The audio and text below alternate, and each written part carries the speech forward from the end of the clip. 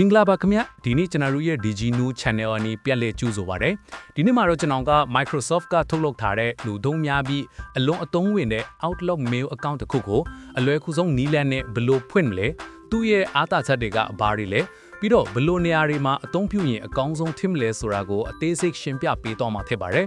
Gmail ကိုသုံးနေကြသူတွေအတွက်ရော email အသစ်တစ်ခုစသုံးမဲ့သူတွေအတွက်ပါအကျိုးရှိစေမှာမို့ဗီဒီယိုကိုအဆုံးထိကြည့်ရှုပေးကြပါအောင်ခင်ဗျာ Outlook Mail ဖွင့်ဖို့အရင်ဆုံး Outlook App ထဲကိုဝင်လိုက်ပါ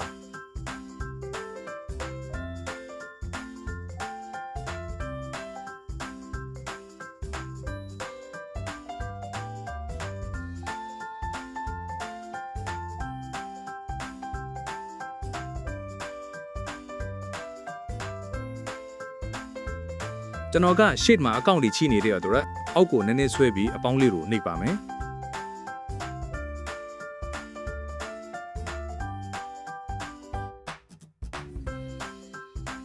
Create new account ကိုနှိပ်လိုက်ပါ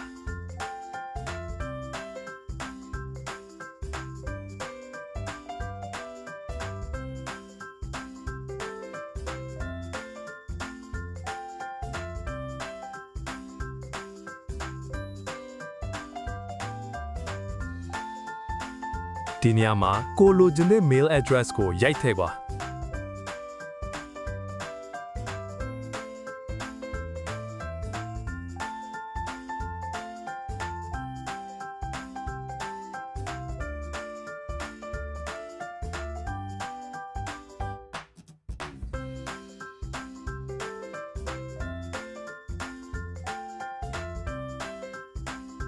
ပတ်စော့ကိုတော့ကိုကြိုက်တာထည့်လို့ရပါတယ်မှတ်ထားဖို့တော့လိုပါတယ်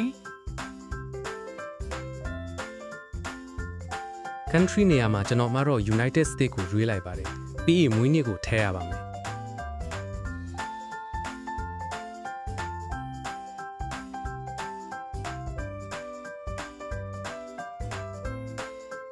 ဒီနေရာမှာကိုယ့်ရဲ့နာမည်ကိုထည့်ပါ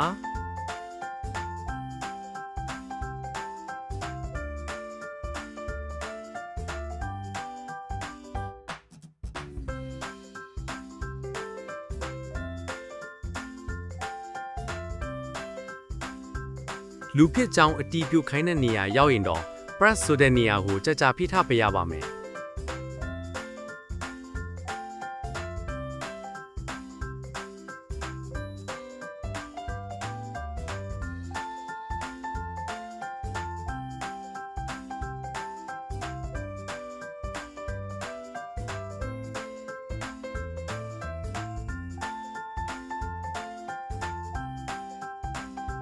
โอเคကိုနှိပ်လိုက်ပါ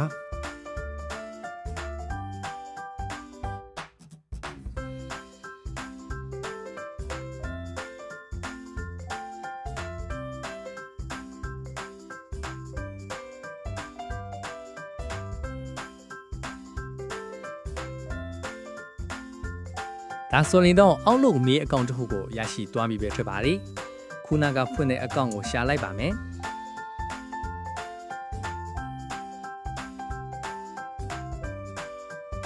အကောင့်တွေ့ပြီဆိုတော့ဝင်လိုက်ပါမယ်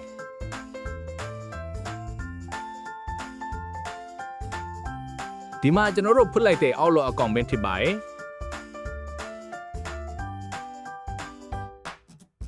အကောင့်ဖွင့်ပြီးပြီဆိုတော့သူ့ရဲ့အသုံးဝင်ပုံနဲ့ဘယ်လိုနေရာတွေမှာသုံးလို့ကောင်းလဲဆိုတာကိုအနည်းငယ်ပြောပြပါမယ် Outlook Mail က Microsoft ရဲ့ product တစ်ခုဖြစ်တဲ့အတွက်လုပ်ငန်းကွင်သုံးရုံးသုံး email အနေနဲ့ပိုပြီး professional ဆန်တဲ့ပုံစံကိုပေးစွမ်းနိုင်ပါတယ်။အလုပ်ရှုပ်တာလုပ်ငန်းသုံးကိစ္စတွေမှာ Outlook Mail နဲ့ပို့လိုက်တာကပိုပြီးတည့်ရတဲ့ပုံစံကိုဖြစ်စေပါတယ်။သင်က Word, Excel, PowerPoint, OneDrive, Microsoft Teams တို့ကိုအမြဲသုံးနေရတဲ့သူဆိုရင် Outlook ကအကောင်းဆုံးပါပဲ။ Outlook မှာ email ပို့ရုံသက်သက်မဟုတ်ပဲ calendar ပတ်ကတိန်ပါဝင်တဲ့အတွက်ကိုယ့်ရဲ့အစည်းအဝေးတွေချင်းဆိုမှုတွေကိုမှတ်ထားနိုင်မယ်။ To-do list လုပ်စရာစာရင်းတွေပြုလုပ်ပြီးကိုယ့်ရဲ့အလုပ်တွေကိုစနစ်တကျစီမံခန့်ခွဲနိုင်ပါတယ်။ Mail တစ်ခုစီမှာသူ့ရဲ့ကိုယ်ပိုင်အားသာချက်အားနည်းချက်ရှိတာတော့သိထားပေးပါဗျ။ ဗီဒီယိုလေးကိုအဆုံးထိကြည့်ရှုပေးလို့အားလုံးကိုကျေးဇူးတင်ပါတယ်ဗျဒီဗီဒီယိုလေးကိုကြိုက်နေတတ်တယ်ဆိုရင် like and share လုပ်ပေးသွားကြပါအောင် နောက်ထပ်လည်းဘ ഹുတုဒရစရာတွေကိုဆက်လက်တင်ပြသွားအောင်ပါမို့ channel လေးကို subscribe လုပ်ပေးခဲ့ကြဖို့မမေ့နဲ့နော်